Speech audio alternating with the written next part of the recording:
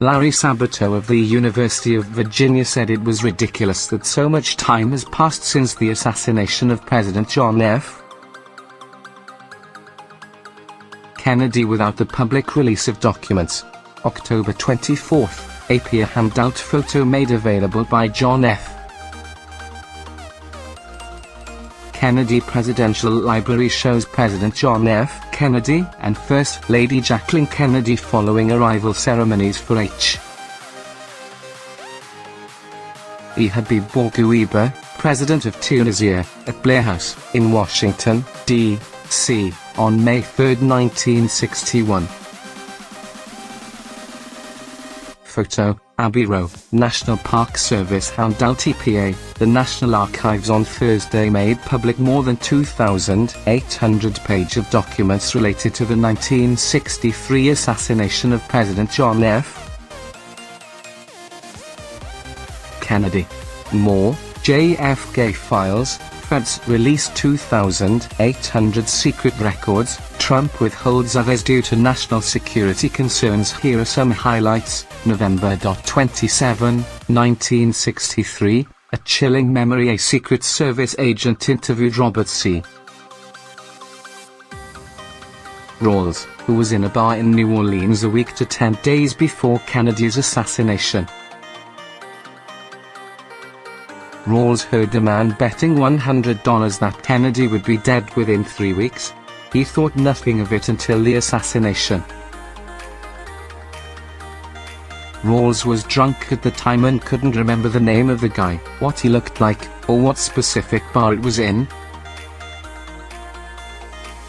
A memo from November 27, 1963, photo, screenshot via National Archives, 1963, Secret Service lists surveillance targets. There's a 413-page document that details everyone that Secret Service was watching between March and December 1963, including Puerto Rican nationals, Klansmen and others.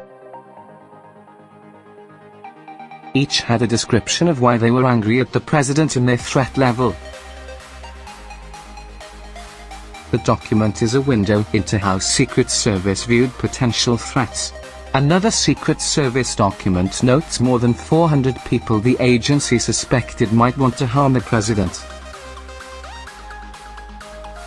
One Puerto Rican nationalist interviewed in a Veterans Administration hospital praised Kennedy's killer Lee Harvey Oswald for thinking big. Diagnosed schizophrenic paranoid, the Secret Service note said. Considered dangerous by Dr.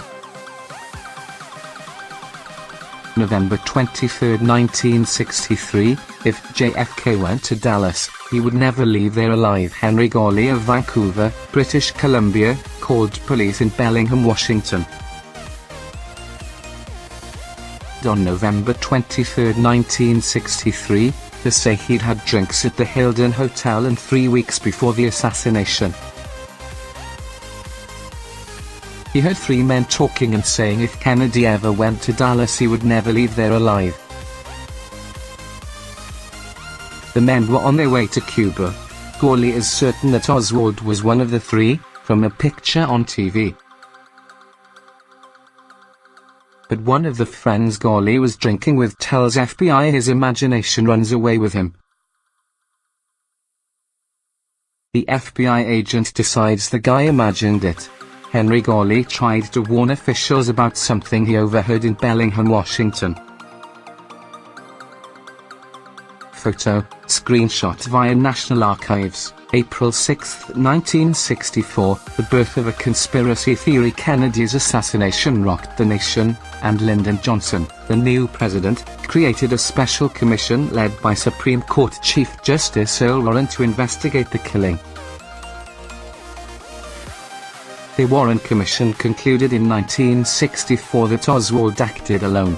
The documents include an April 1964 memo from FBI Director J. Edgar Hoover, who notes the Warren Commission was investigating an alleged meeting at the Carousel Club in Dallas attended by Officer J. D. Tippett and others a week before the assassination, after a tip from conspiracy theorist Lawyer Mark Lane. Hoover insists the investigation has already found nothing to suggest that such a meeting ever took place or was ever likely. Tippit was killed by Oswald after he saw the alleged assassin walking in downtown Dallas shortly after Kennedy was shot.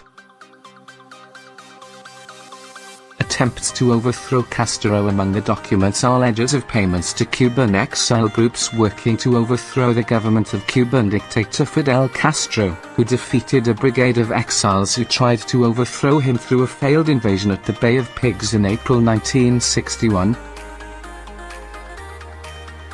Kennedy had vowed to depose Castro.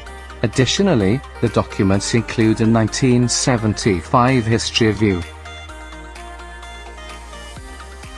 attempts to overthrow Castro written by then White House counsel Philip Buchan, a longtime friend and law partner of President Gerald Ford. It noted that the first attempt to kill Castro came in 1959, shortly after he came to power. A link between JFK and Richard Nixon. So much of the information included in the latest document release includes details of the multiple efforts to overthrow governments in Cuba, first the dictatorship of Fulgencio Batista and then communist Fidel Castro.